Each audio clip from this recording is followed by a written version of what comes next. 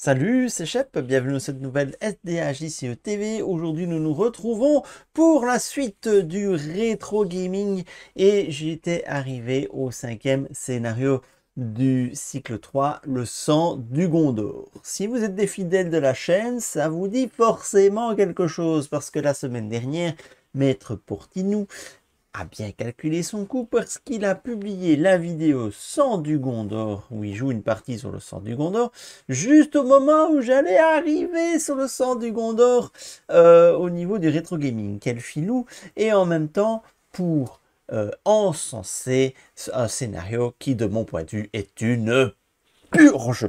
Donc, il va falloir que l'on remette l'église au milieu du village. Hein. Lui, il trouve ce scénario très très bon, et moi, je le trouve pas forcément mauvais.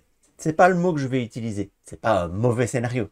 Mais c'est un scénario frustrant, pénible, chiant. Bref, je ne m'amuse pas quand je joue au Sang du Gondor. Je m'amuse pas, je m'énerve.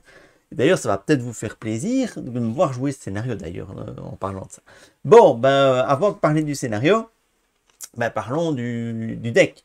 Parce que je vous rappelle que dans le challenge Retro Gaming, eh bien, je joue un deck avec le héros sorti dans le paquet du scénario et uniquement avec des cartes qui étaient sorties au moment de la sortie du paquet du scénario dans le deck. Et quel est le héros de ce paquet, le sang du Gondor à l'époque? Eh bien, c'était Caldara. Alors, vous allez dire, ah, c'est une région de te réjouir, Chep, hein, tu adores Caldara. Bien sûr, j'adore Caldara, mais le jour où elle est sortie, oh, Caldara, elle était presque considérée comme un caltable, tellement c'était pas jouable cette affaire. Donc, on a bien compris que le cycle 3 incite les joueurs à jouer monosphère. Après Mirlonde, qui vous incitait à jouer monoconnaissance. Dans le prochain paquet, nous aurons, attention spoiler, Théoden Tactique qui vous invite à jouer monotactique. Eh bien, nous avons Caldara qui vous invite à jouer mono-énergie. Il n'y a que le mono-commandement qui n'est pas explicitement forcé par un héros, même si Boromir et les Gondor encouragent vivement à jouer commandement massivement. Bref, ici nous sommes dans le mono-énergie. Caldara, sa capacité, pour ceux qui ne s'en souviennent pas, c'est défausser Caldara pour placer un allié énergie de votre pile de défausse en jeu pour chaque autre héros que vous contrôlez avec une icône énergie imprimée. Donc autant vous dire que si vous ne jouez pas mono-énergie, ça n'a strictement aucun intérêt de jouer Caldara.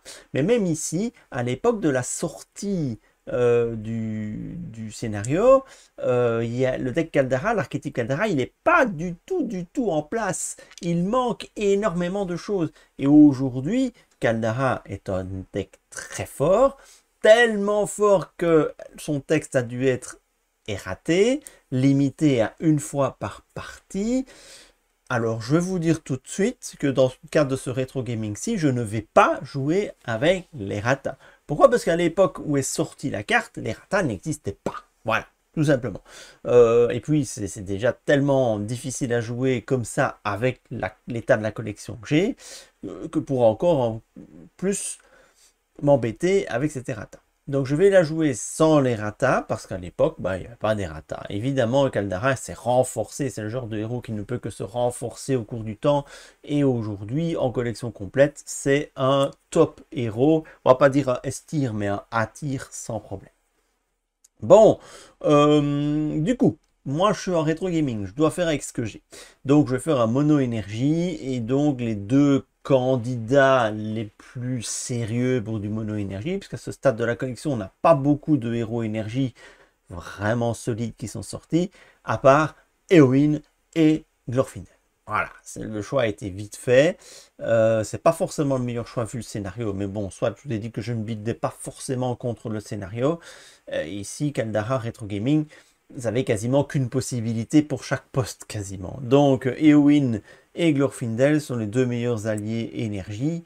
Éowyn en plus, elle permet de défausser des cartes. C'est super intéressant pour aller défausser des alliés pour pouvoir les remonter en jeu grâce à la capacité de Caldara. Donc Eowyn est absolument indispensable. Glorfindel, on l'a compris, c'est un passe-partout qui permet de maintenir la menace basse. Alors il faut un set d'alliés assez important. Alors en gros, il n'y a pas 36 000 explications à faire sur les alliés. J'ai pris grosso modo ce qui se faisait de mieux en énergie à l'époque, en tenant compte du fait qu'il me faut aussi de la force offensive pour tuer les ennemis. Donc, d'où l'existence de Damrod. Bon, Elfhem, il est bon, mais Damrod, c'est pas un bon allié. Mais j'ai besoin de force, donc il a 2 de force. Donc, j'ai mis Damrod, il peut rentrer avec Caldara, donc ça tient la route. C'est pour ça aussi que j'ai mis les trackers du Nord, hein, il n'y a pas deux, donc ils sont vraiment dedans x3. Et on va retrouver évidemment la paire Astronome d'Imladris, Mineur de Zigil pour un peu générer de la ressource, parce que Cache Secrète n'est pas encore là, Cache Secrète sort dans le prochain paquet, donc j'ai même pas droit à Cache Secrète, donc je suis obligé de mettre la paire Astronome Mineur de Zigil pour avoir un peu de génération de ressources et pour avoir une vue sur ce qui va arriver et ce que je pourrais potentiellement défausser avec Emery. Ouf, elle est là, elle, bah oui, elle est sortie dans le paquet parce que c'est un peu la carte centrale. Enfin, carte centrale. Oui, pour faire tourner l'archétype Caldaras, c'est quand même très très important d'avoir Emery parce qu'elle permet de meuler le deck et donc de mettre des alliés dans la défausse. Voilà, pour le reste, c'est des stats. C'est des stats, c'est des stats, c'est des stats. Attachement, on n'a pas besoin de beaucoup d'attachement. J'ai joué Lumière de Valinor pour Glorfindel, voilà, hein, et la carte des Arnil, eh ben, ça permet de rejouer des événements, donc je vais recycler beaucoup aussi avec ce deck. Et quels événements je joue? Ben, du cancel, tester sa volonté et coup précipité. Pourquoi? Ben, parce que les traîtrises, bah, c'est pas le pire des scénarios du cycle 3 au niveau des traîtrises, mais on n'a quand même pas trop envie de déclencher de traîtrise, mais surtout les effets d'ombre. L'infamie des effets d'ombre de ce scénario, c'est juste horrible, et donc je veux essayer de contrer les effets d'ombre. Le conseil d'Aileron, allez, juste ça pour baisser un peu la menace, même si je démarre bas en menace, la menace ne devrait pas être un problème, mais voilà, ça mange pas de pain. Les tombes de nains pour recycler tout ça. Notez que la carte des Arnil, je rappelle, ne permet pas de recycler à tester sa volonté, mais peut très bien recycler. Ah non, est-ce que ça... Non, ça ne peut pas recycler non plus un coup précipité. Donc ce sera pour recycler des tombes de nains, par exemple. Et alors... Et il y a quoi d'autre? Mais évidemment, il y a chance ou destin. Il y a chance ou destin indispensable pour ramener Caldara en jeu et redéclencher sa capa. À l'époque, on pouvait le faire. Aujourd'hui, on ne peut plus parce que c'est beaucoup trop fort. Alors, si vous mettez une Caldara non erratée en collection complète, vous avez un S-tier sans problème. Mais vous ne pouvez pas le faire, vous pouvez plus le faire. Mais là, je m'autorise à le faire vu le challenge. Et enfin, tenir et combattre pour ramener éventuellement un allié au prix plein de la défausse dans les cas désespérés. Voilà, c'est difficile de faire mieux en l'état de la collection. On va voir comment ça se débrouille contre le sang du Gondor. À tout de suite pour la partie. Allez, c'est parti, main de départ. Alors, la main de départ, c'est quand même important.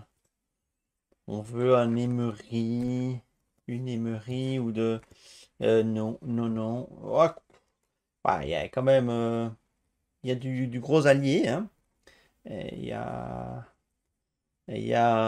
un guetteur de la Tour Blanche qui a 2 de défense et vu qu'on démarre en siège, ma foi, pourquoi pas. Pom, pom, pom. Mais il n'y a pas d'émery, il n'y a pas de chance ou destin, il n'y a pas de tester ta volonté.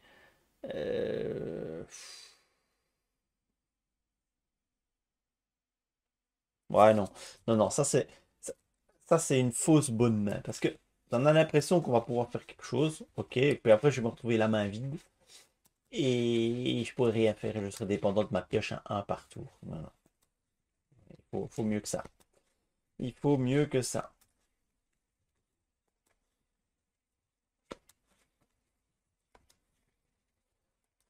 Alors, je joue Vanilla ici, hein, donc j'ai pas fait de playtest, rien du tout.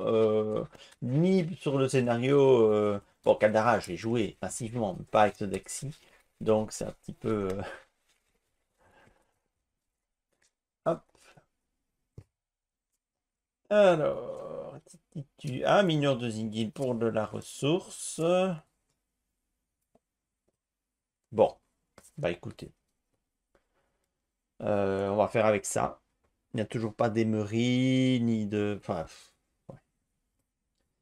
Moins. Bon, alors, l'embuscade. Mise en place, placez la croisée de chemin et le Numénoréen noir dans la zone de cheminement. Mettez en jeu les objectifs Faramir et Seigneur Alcaron sous le contrôle du premier joueur. Mélangez deck de rencontre, révélez une carte par joueur, prise au hasard en deck de rencontre, placée à la zone de cheminement. Regardez-moi ça, cette mise en place. Bon, la croisée des chemins, X est le nombre de jours de la partie, ça va. Mais la quête en cours gagne siège. Siège! Siège. C'est horrible, siège. Bon, heureusement, c'est assez facile de voyager.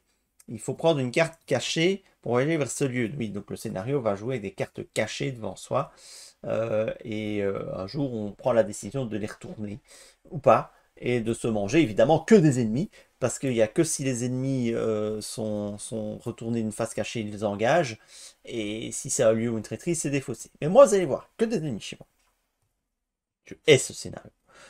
Alors, le Numénoréen noir, lui aussi, non, X c'est le total de cartes cachées dans la partie, donc pour le moment c'est 0, pour le moment. Forcé, à la fin du tour, chaque joueur doit augmenter de 1 son niveau de menace pour chaque carte cachée dans sa zone de jeu. Et je dois révéler une carte de rencontre supplémentaire. Et c'est un Uruk forcené. Ah oui, que tu vas regarder le bazar, vous avez vu le bestiau, il engage à 20. Il engage à 20, il a 3 de menace, 4 d'attaque, 4 de défense, 5 points de vie. Mais merde, pourquoi je pioche lui? Bon, quand l'Uruk forcené attaque et détruit un personnage, le contrôleur de celui-ci retourne face visible chaque carte cachée de sa zone de jeu. Attribue une carte ombre à chaque ennemi retourné par cet effet. Voilà, c'est presque là déjà la fin de partie. Je vois parce que Pourtinu trouve ça sympa, se manger des trucs comme ça. Merde.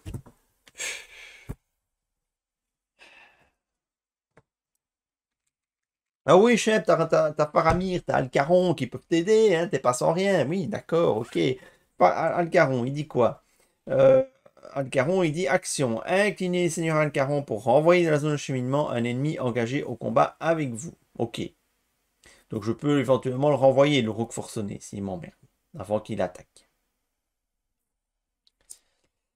Et Faramir, combat action, inclinez Faramir pour retourner face visible une carte cachée. Si celle-ci est un ennemi, infligez-lui 3 points de dégâts. Ça, c'est sympa.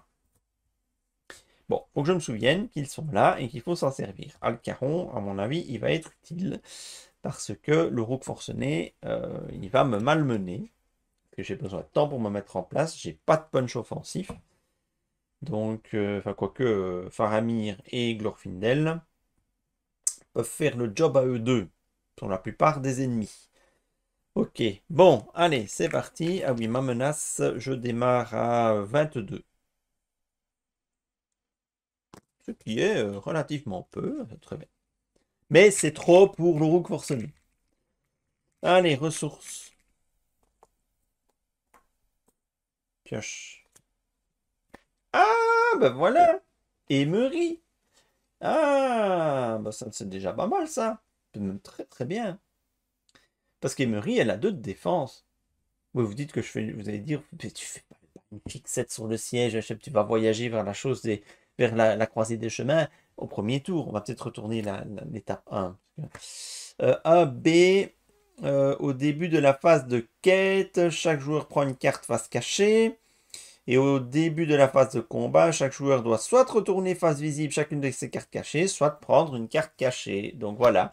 Donc en gros, le jeu, il te dit, c'est un stop ou encore, totalement hasardeux. Donc soit tu retournes les cartes quand tu n'en as pas beaucoup en espérant pas trop te choper de merde, soit tu les laisses s'accumuler et à un moment donné, il y a des choses qui vont se retourner et tu vas maraver, souffrir. Bon, ben, moi je trouve qu'ajouter de l'aléatoire à de l'aléatoire et de l'aléatoire, c'était pas nécessaire. Mais bon, soit. Ce n'était pas nécessaire. Je n'aime pas ces alors, on va jouer Emery. Et déposez les 3 premières cartes de votre deck pour mettre en jeu Emery depuis votre main. Blabla. Ok. Oh, je suis presque tenté d'aller rechercher l'astronome avec ma tombe de nain. Comme ça, j'ai astronome mineur. Mais je vais pas le faire tout de suite. De toute façon, je peux pas mettre les deux en jeu tout de suite. Du coup, est-ce que je mets déjà en jeu le mineur? Le problème d'astronome et du mineur, c'est qu'ils n'ont qu'un point de vie. C'est très fragile. Ou bien je thésaurise. Qu'est-ce que ça m'apporte le mineur à défense, l'astronome? Ouais. Ouais. Au niveau des alliés, j'ai quoi? Ouais, guetteur à trou blanche, il peut pas remonter. Euh... Pas grand-chose en allié intéressant à remonter. Ah non, bon, oui. Craquer Caldara pour remonter à mineur, c'est un peu triste. Faut quand même bien avouer. Du coup, mais j'ai envie de jouer peut-être Beaufur pour une seule ressource. Ça peut être pas mal. Parce que l'échec de quête, je vais très probablement l'avoir là. Il y a déjà 5 dans la ZC. Enfin, il va y avoir 5 dans la ZC. Je vais pas mettre tout le monde en quête. Et donc, peut-être que l'Uruk forcené, je peux essayer de le gérer. Encore faut-il pouvoir le défendre. Bon, Emery. De la chair à canon, Emery, hein, une fois qu'elle est en jeu. Et je voyagerai faire la croisée des chemins. Histoire de ne plus avoir siège. Ah bah si! Ah bah si! Ça sera siège toujours, parce que il faut que je l'explore après. Il faut que je l'explore en siège, ce truc. C'est pas tant qu'il est dans la zone de cheminement. C'est un effet passif. Non, là, là, là, là. Donc, il va falloir que je garde de la défense. Mais ce serait quand même bien que je gère cette Uruk forcenée.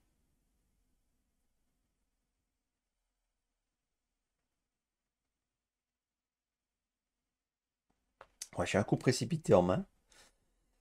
C'est assez... Je pourrais laisser passer une Sandef et le mettre sur Glorfindel.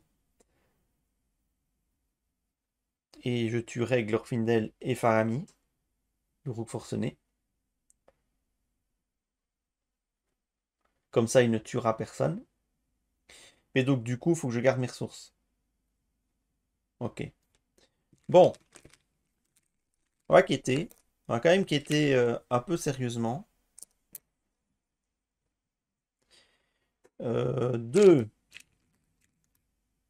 avec Caldara. 2 avec Emery.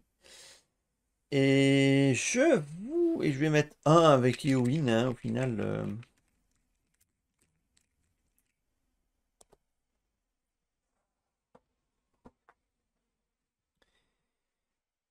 Quête à 5, je vous avoue, je vais garder Alcaron. Parce que si jamais il y a encore un ennemi qui pop, encore un ennemi qui m'engage qui pop, eh ben je serais bien content de pouvoir le renvoyer dans la ZC. Et puis, j'ai envie d'avoir un échec de quête, en fait.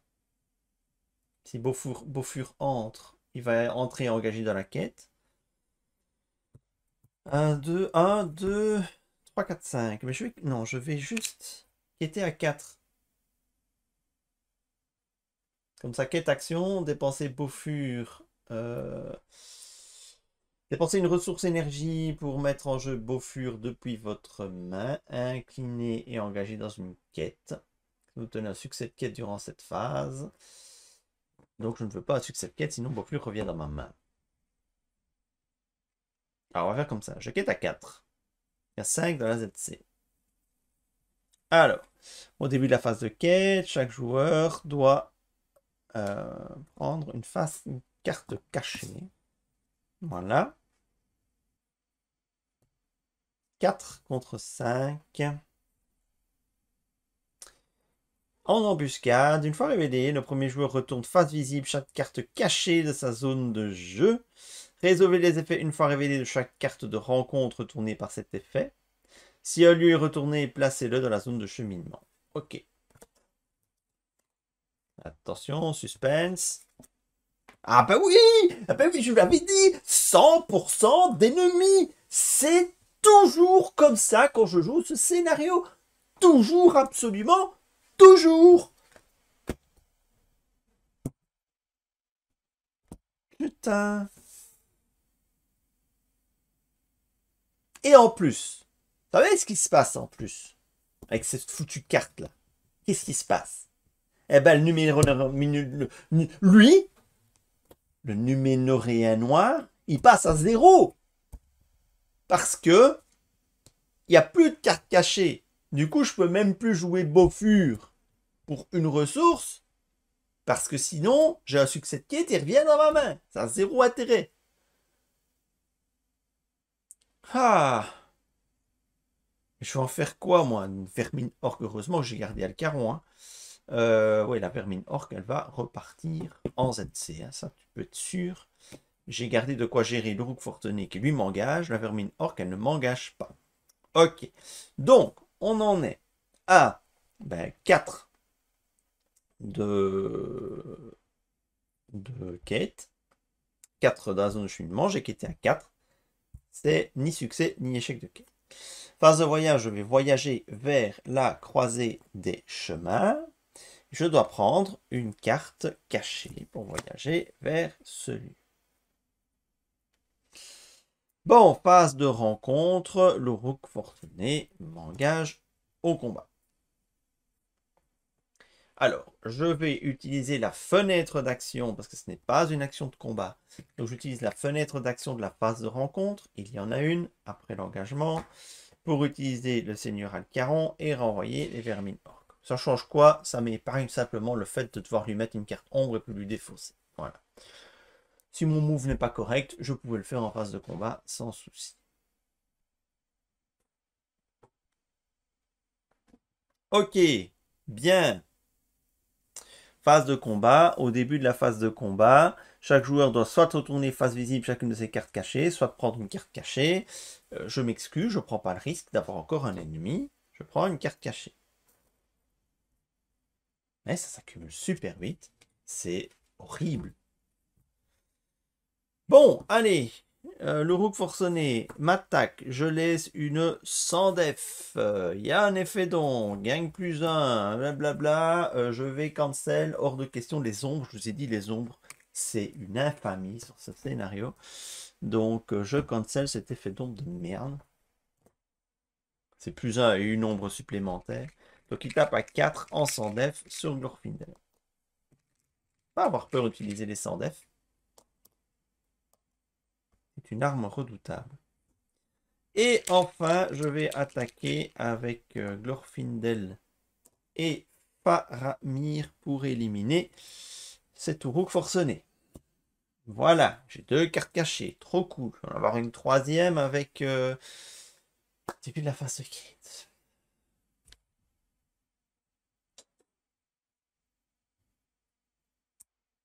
Alors je peux aussi essayer de me la jouer. Je prends que des cartes cachées. Mais vous avez des cartes qui vous révèlent les cartes cachées. Du coup, ça n'aide pas. Je redresse tout le monde. J'augmente ma menace. Et alors, à la fin du tour, je dois augmenter encore de 2. Parce que j'ai 2 cartes cachées devant moi.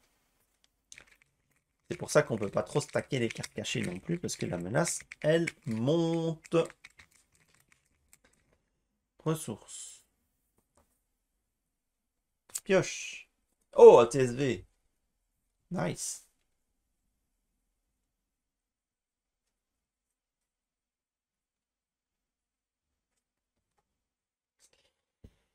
Bon, il va falloir quand même que je mette en jeu de l'allié.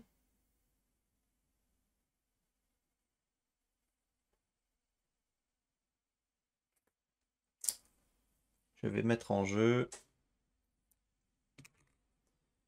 le mineur de Zingil et pas le zigeur de Mil. Boboum, est-ce que je l'utiliserai en blind? Ça peut défausser des bons alliés. Hein. Défausser en blind, je vais dire, je sais même pas quelle est la... J'ai oublié de vérifier quelle est la valeur majoritaire dans mon deck. Voilà, j'ai vérifié la courbe de coût de mon deck, hein, vous l'aviez peut-être vu au début de la vidéo. C'est une jolie cloche bien évasée. Donc j'ai quasiment autant de cartes qui coûtent 1, qui coûtent 2 ou qui coûtent 3. Donc c'est la loterie. Alors par contre, le mineur de Zigil, je vais le jouer avec les ratas, parce que sans les ratas, c'est juste beaucoup trop fort, évidemment. Donc je crois que les ratas a été publié très vite sur le mineur de Zingil. Je ne suis pas sûr qu'il l'était déjà au moment de la sortie du Son du Gondor, mais il a été très très vite erraté, ce mineur de Zingil, à juste titre complètement. Donc je vais jouer en mode normal. Maintenant la question c'est est-ce que je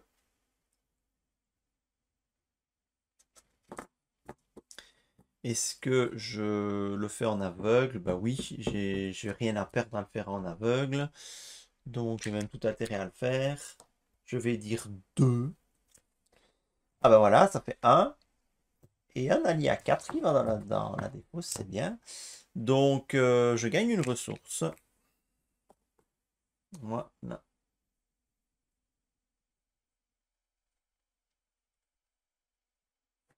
Et donc j'ai regagné une ressource.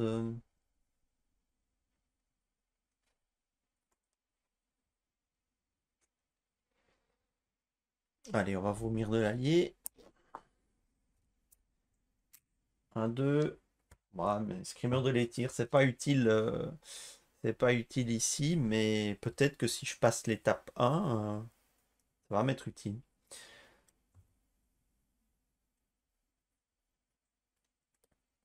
Bon, alors on va quêter. Alors, je suis à... Oui, du coup, le coup de Bofur, ça marche beaucoup moins bien quand il y a lieu actif, évidemment. Surtout quand ce lieu actif, tu veux l'explorer. C'est pas grave. Alors, quêtons. 2, Caldera, 4, Emery. C'est pas les bons jetons.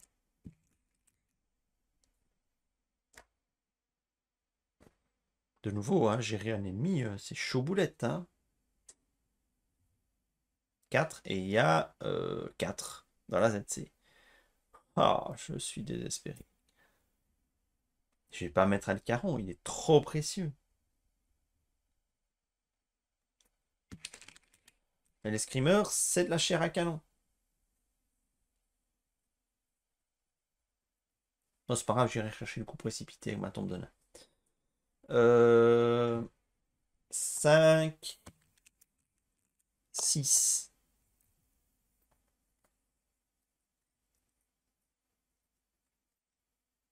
Oh là là.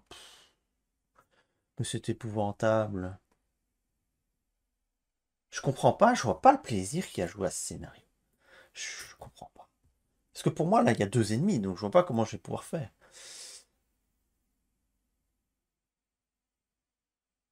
Bah non, il ne m'engage pas, lui, hein, mais je sais pas ce qui va arriver de là.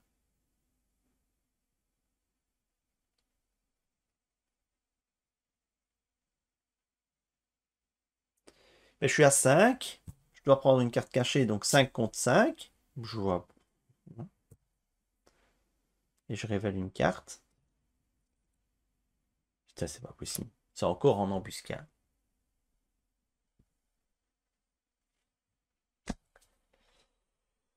Ben, j'ai bien envie de cancel.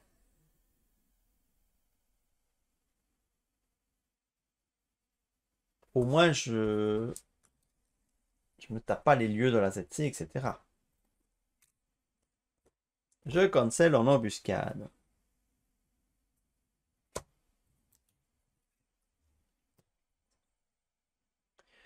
Du coup, me voilà à 5 contre 5. Donc ça ne bouge pas.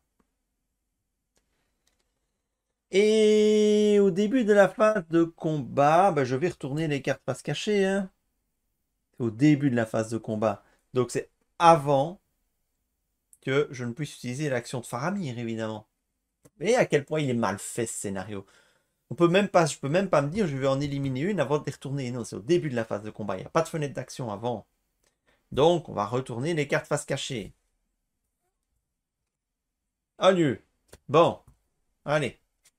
Un lieu. Une traîtrise. Bon, ça va, j'ai rien dit. Ça va, c'est bon. C'est bon, c'est bon. C'est bon. Ok. Bon, bah du coup, j'ai plus rien à faire.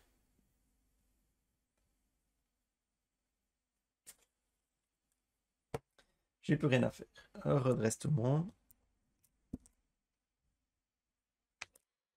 J'augmente ma menace de 1, cette fois-ci donc. Ressources. Pioche. Ouh, chance au destin. Ouh. Ouh. Ah bah oui. Ça commence à sentir bon pour un premier tour de Caldara, ça. Alors, je vais encore faire un petit Ziggy dans Blind. Je vais dire encore 2. Non. Non, même pas fichu de me défausser un allié, quoi. Bon, ben voilà, j'aurais déduire 1 cette fois-ci. Ok.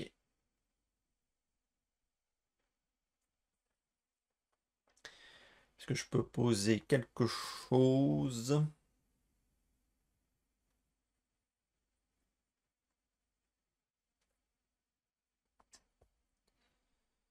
Je vais... Alors, le tombe de nain, je l'utiliserai pour quoi? Je vais pas payer pour jouer un allié. Par contre, je vais payer pour une tombe de nain et je vais ramener... Il y a déjà 2 en embuscade qui sont sortis.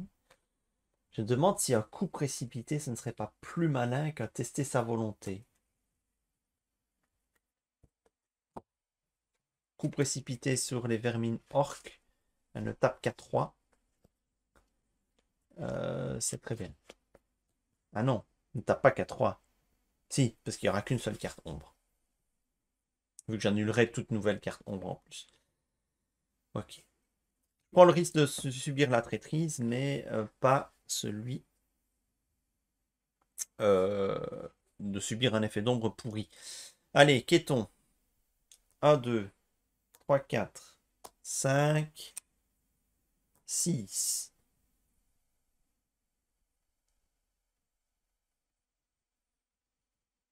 J'avais 6 de menace. Oui, toujours l'épée de Damoclès de la face cachée, qui fait que je garde toujours Alcaron en cas où. Tant que je ne me sens pas capable de gérer plusieurs ennemis partout. Je quitte à 6. Et il n'y a que 3 dans la ZC. Donc j'ai peut-être une chance d'éliminer cette foutue carte siège. Donc, hop. C'est un tirailleur orc. Lui, il est horrible. Et il engage à 10 et il défausse un allié. Putain. Ils ont fumé quoi quand ils ont designé cycle 3? Bon, ben 6 contre 1, 2, 3, 4, 5. Youp, je mets 1. Allez, on va y arriver.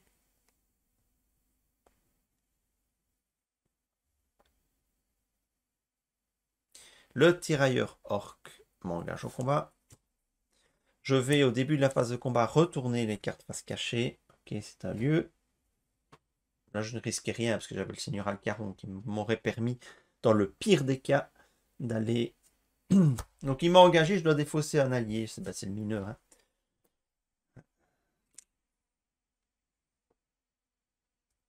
Alors, il faut le tanker, ce tirailleur. Je peux le tanker avec Alcaron. Que j'ai de toute façon un cancel. Ombre, prenez une carte cachée. Ça s'annule pas. Ça s'annule pas. Alcaron prend un dégât. Et puis, je tape avec Glorfindel et Faramir.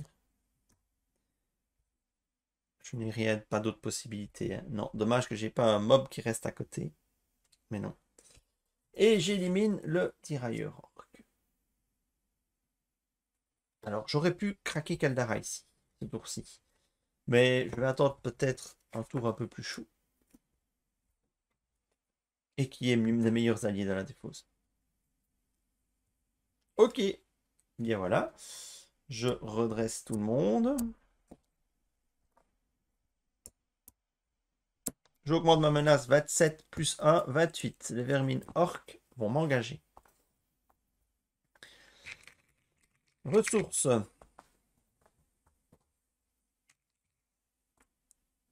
Pioche. Un autre escrimeur. Bon, il vaut mieux piocher les alliés pas chers. J'aurais pas dû défausser le mineur parce que c'était une source de meules. Quel crétin. Voilà.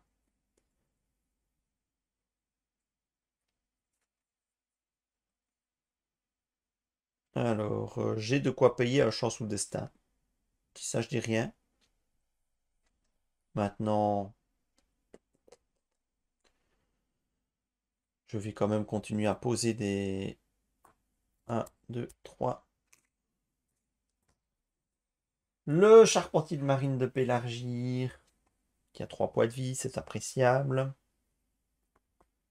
Et je vais pour le reste garder. Il me faut garder de la ressource pour mon coup précipité. Bon, alors, il y a combien? Il y a 3 dans la ZC. Il va y avoir 4. Parce qu'au début, on prend une carte face cachée. 1, 2, 3, 4, 5, 6 toujours.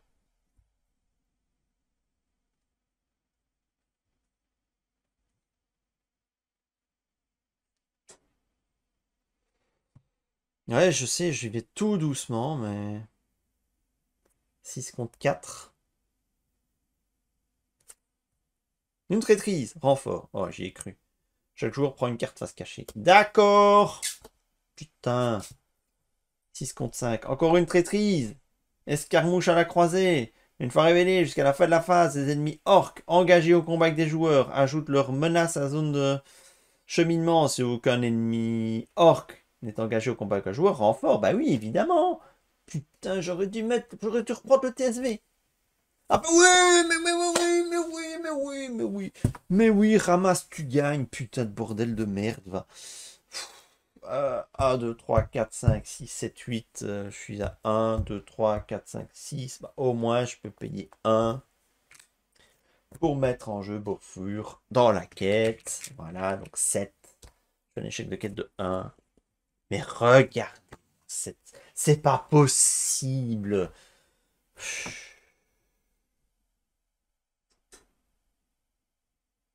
Et au début de la phase de combat, je dois faire quoi? Bah prendre une carte cachée ou retourner tout ça. Bah ouais, bah, je vais prendre une carte cachée, qu'est-ce que tu veux que je fasse? Et les deux m'engagent. Allez! Heureusement, je pourrais en envoyer un avec Alcaron. Et ma menace va exploser. Ouais, plein le cul. Je déteste ce scénario. Je crois que je l'ai déjà dit, mais vraiment, vraiment, je hais ce scénario. Mais vraiment. Mais d'une force. C'est sans doute parce que je m'y prends mal, hein. Je suis bien d'accord, mais...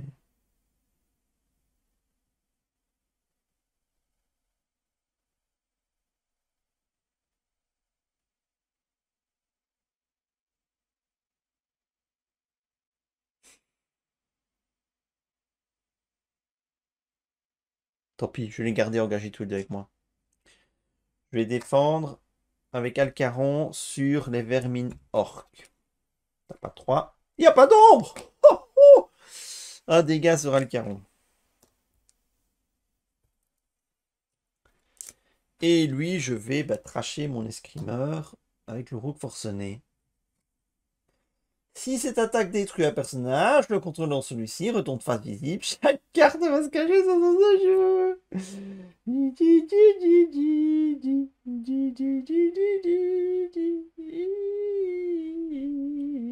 Alors j'ai un forcé qui rentre en contradiction avec l'ombre. Le forcé dit, quand le rook forcené attaque et détruit un personnage, le contrôleur de celui-ci retourne face visible. Chaque carte face cachée de sa zone de jeu attribue une carte ombre à chaque ennemi retourné par cet effet. Et ici, l'ombre dit, si cette attaque détruit un personnage, le contrôleur de celui-ci retourne face visible. Chaque carte cachée de sa zone de jeu. C'est un problème de timing important parce que là, il n'y a pas d'ombre attribuée. Et là, il y a des ombres attribuées. Parce que si je déclenche ça d'abord, je vais retourner les cartes face cachée. Et donc le forcer, il n'y a plus de cartes cachées à retourner. Donc il n'y a plus de cartes ombres. Mais là, j'ai un problème de timing parce qu'il y a l'ombre. Et à mon avis, c'est le même. Hein. Le déclencheur, c'est une carte détruit un personnage. Mais le rook forcené, ça a forcé. Et l'ombre, c'est une espèce de passif alors. Je ne sais pas ce que vous en pensez. Mais franchement, dans ma situation, pour moi, les deux déclencheurs sont identiques. Du coup, je déclenche l'ombre d'abord, je retourne. Voilà. Et ça m'évite de mettre...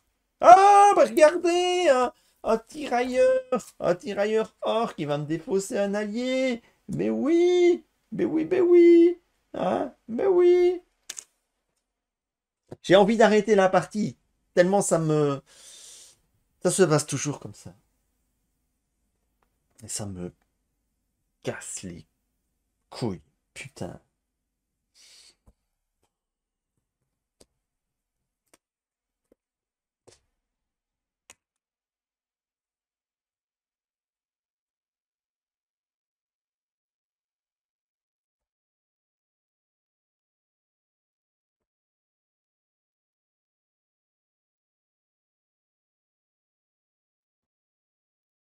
En plus, techniquement, j'imagine qu'il est censé me faire une attaque. Hein?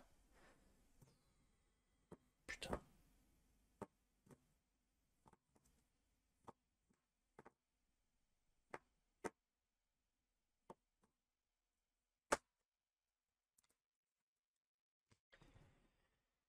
Je craque Caldara, je vais ramener Damrod et je vais ramener... non, je peux pas ramener ça. Bah, qu'est-ce que tu veux que je ramène? Hein, une chair à canon. Hein. Hop, voilà. Qui va prendre l'attaque du tirailleur orc. Bah oui, parce qu'au moment où il est retourné, on est toujours dans la phase d'attaque des ennemis. Donc il a peut-être pas d'ombre, mais il attaque quand même. C'est tellement le bonheur ce jeu. Regardez-moi cette merde. Et que Faramir, avec Glorfindel et Faramir. Ah non, Faramir. Oui, j'ai plus de cartes cachées devant moi.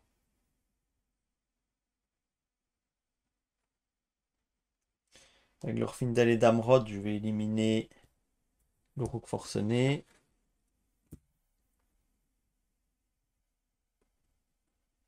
Et Faramir, il va mettre 2 dégâts aux vermines. Voilà.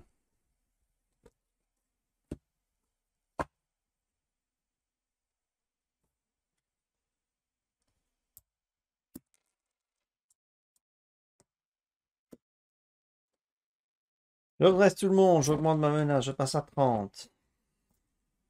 Ressources. Ah, le problème quand on n'a plus de Kadara, c'est qu'on n'a plus de ressources. Pioche. Il est mal calculé ce coup-là.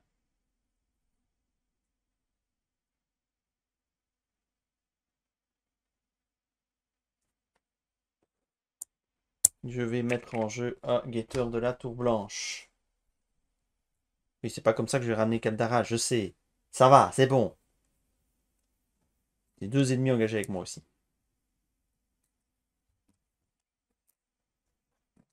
Bon, alors, quête. Toujours en siège. Mais il y a 0. Enfin, 1.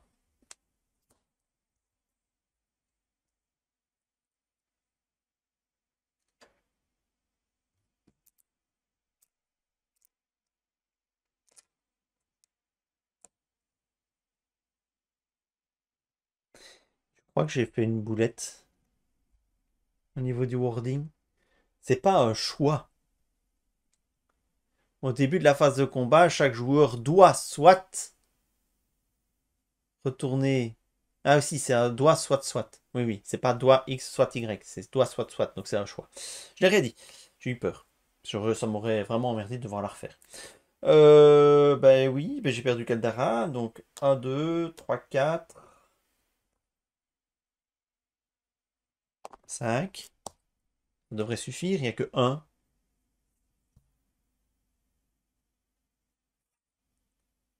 Un incendiaire. Je suis à 30, bah oui, évidemment.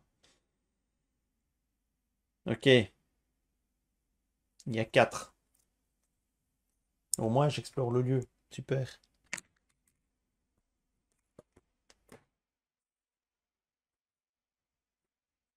Incendiaire, il fait quoi? Il m'engage. Putain.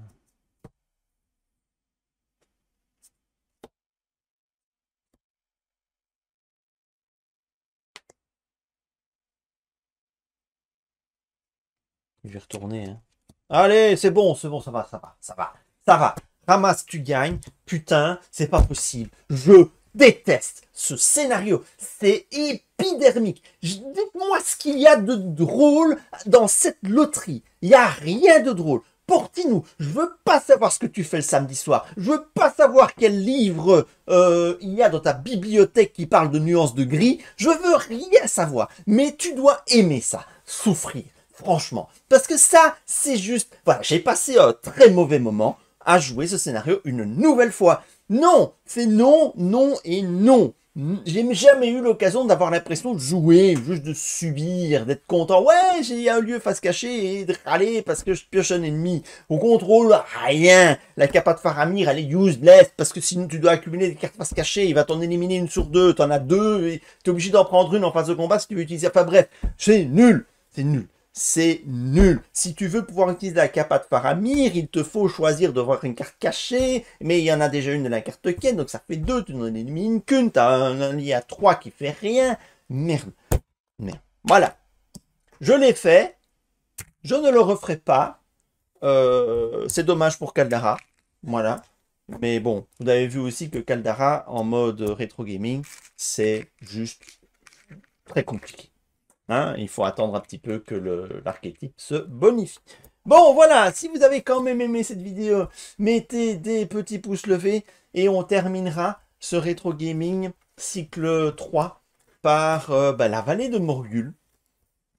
Un gros scénario bien vénère aussi, lui. Mais avec Théoden Tactique, et là je vais vous sortir un monotactique, ça va être du bourrin, ça va être du spectacle, ça va être drôle. Ça au moins c'est drôle, la vallée de Morgul, pas comme celui-ci. Allez, salut, salut!